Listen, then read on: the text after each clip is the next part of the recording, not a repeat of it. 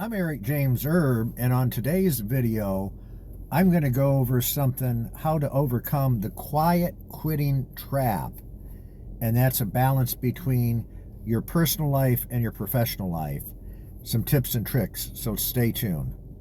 Welcome, folks. I'm Eric James Erb, and on this video, we're going to dive in to the quiet quitting trap. And again, one of the first things about the quiet quitting trap is you have to learn to turn things off. You have your professional side, you have your personal side, like I do, and so many millions of people around the world. And sometimes it's hard to say no. And again, you have to learn how to say no. Example, if something is unpaid without losing that professional image and that professional side so many people are worried about. And I try to tell people, I'm very old school, I try to tell people, listen, if it's 5 o'clock or 4 o'clock or whenever you get off, 3:30, 4, 5, whenever, let's say 5 o'clock, you put in your 8-hour day, it's 5 o'clock, it's after 5, it's Friday, you want to go home, you want to enjoy Saturday, Sunday, enjoy your 2 days off, enjoy the weekend. You have to learn how to say no. Sometimes the boss might come up to you, and this has happened to me before, at 4:30, 10 till 5, even 5 minutes till 5, say, hey, Eric, I got something, would you mind, blah, blah, blah, blah, blah. There comes a point in time, once the clock hits 5 o'clock, there comes a point in time where you have to learn to say no, and you have to learn to say no to the boss, meaning, I'm sorry, Mr. Boss, but I do have plans for this evening, but maybe we could do something next week. And if he says it's important, say, well, I understand, but I already have these plans are already pre-planned. You see what I'm saying? That's the reason that you use these plans are already pre-planned, and it might have to be on your personal side.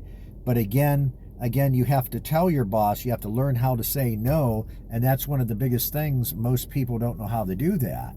You have to understand that achievements during work hours, instead of just working long hours, you have to have achievements and actually accomplishing things, not just working long hours all day and all night. And there has to be a good balance between personal and professional. And there has to be a red line, and you don't cross the red line, and you don't want people crossing your red line all the time either. Occasionally, I've worked in a bunch of different professions, hospitality, commercial real estate, where I'm at right now. Again, healthcare. I've worked in, education. I've worked in a bunch of different fields, folks, and I've seen a lot of different people. And from that, again, the good ones and the bad ones, the good ones always know how to say no. The bad ones just put up with it, and then just, they're grunting under their breath because they wish they would have said no. They wish they would have told the boss no. They wish they would have got out of that situation so they didn't end up having to get stuck. They didn't end up having to work over. Because you got to have a balance. Again, you have to keep a good professional integrity. But when the cutoff time is again 4 or 5 o'clock, whenever you leave, especially on a weekend sometimes, you have to learn to say no. But also, again, I've worked in healthcare, like the healthcare side, folks, and this is one of the exceptions. If it is an emergency, it doesn't have to be healthcare, but if it's a legitimate emergency and you can help out, that's great. But you want to make sure, if you help out, that the boss realizes they're pulling you away from time, they're pulling you away from other personal events, personal obligations, so on and so forth. If you're married, single, or whatever the case, divorced, it doesn't matter. But if you have personal obligations outside of work, you have to understand that the boss also has to understand that you have a life. And you have to make that, again, very, very clear. I have a life. At this time I'm here, I'm working all day, might be 8, 9, 10, 12 hours maybe. And then that's the cutoff. That's the switch. The off switch goes off, and away it is. I say bye to everybody, and boom, out the door I am, and I'm gone until tomorrow. And like me, sometimes I've had to be on call for over 20 years, almost close to 30 years of my life. So I never have true peace, and a lot of people know that when you have to be on call for emergencies, all kinds. It could be a lockout, it could be emergency, could be a fire alarm, all kinds of things, working in all kinds of facets in industry. It's not easy. It's tough. It's tough to have a good life. Your life's always like this. It's going up and down, up and down, up and down. So those are the suggestions that I would suggest to somebody, you know, again, you have to have an identity beyond work.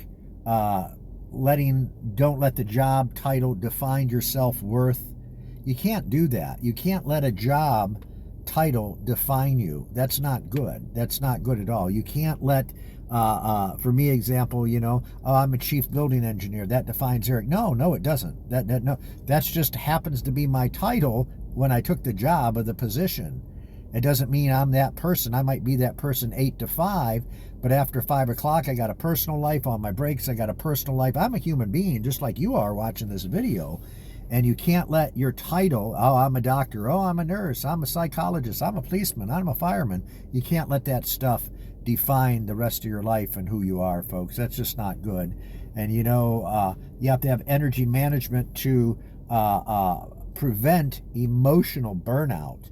So in other words, you have to control the energy that you give to any one thing during issues and different things during the day.